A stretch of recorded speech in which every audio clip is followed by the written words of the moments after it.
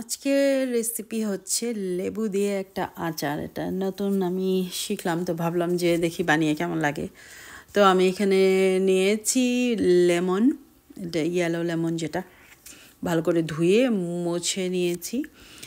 তারপরে সুন্দরভাবে ছোট ছোট করে কেটে নেব, ছোট ছোট কিউবের সাইজ করে।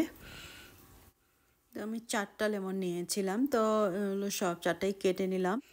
তো লেমনগুলো আমি একই সাইজের সবগুলোই কেটেছি। তারপরে আমি এটা একটা জারে লবণ দিয়ে মিক্স করে প্রায় 10 দিনের মতো রাখবো। 10 দিনের মতো লেবুটা লবণের মধ্যে ভেজানো থাকবে।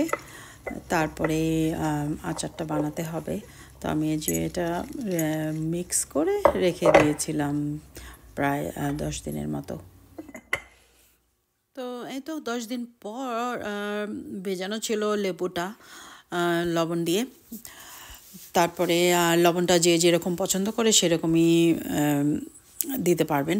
তারপরে গুড় নিয়েছি। গুড় এটা আমার ইন্ডিয়ান স্টোরেই কিনতে পাওয়া যায়, জারের মধ্যে সফট গুড়টা ইউজ করা ইজি।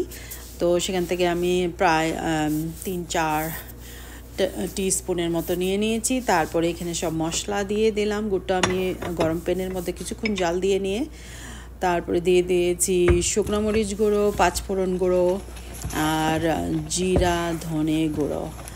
আর অন্য কিছু আমি দেইনি, কোনো তেল বা অন্য কিছু লাগবে না। তো তারপরে লেবুটা দিয়ে কিছুক্ষণ আমি এটা খুব বেশিক্ষণ না, 5 থেকে 10 মিনিট জাল দিয়েছি। তারপরে দিয়ে দিলাম শুকনো মরিচের যেটা ক্রাশড রেড পেপার, সেটা প্রায় 1 টিস্পুনের মতো। তো হয়ে গেল। গুড়ের কালারটা যখনই চেঞ্জ হয়ে যাবে, তো এটা হয়ে গেল। খুবই ইজি বানানো আর খুব মজাদার। তো ভালো লাগলে বানিয়ে দেখবেন। Thank you.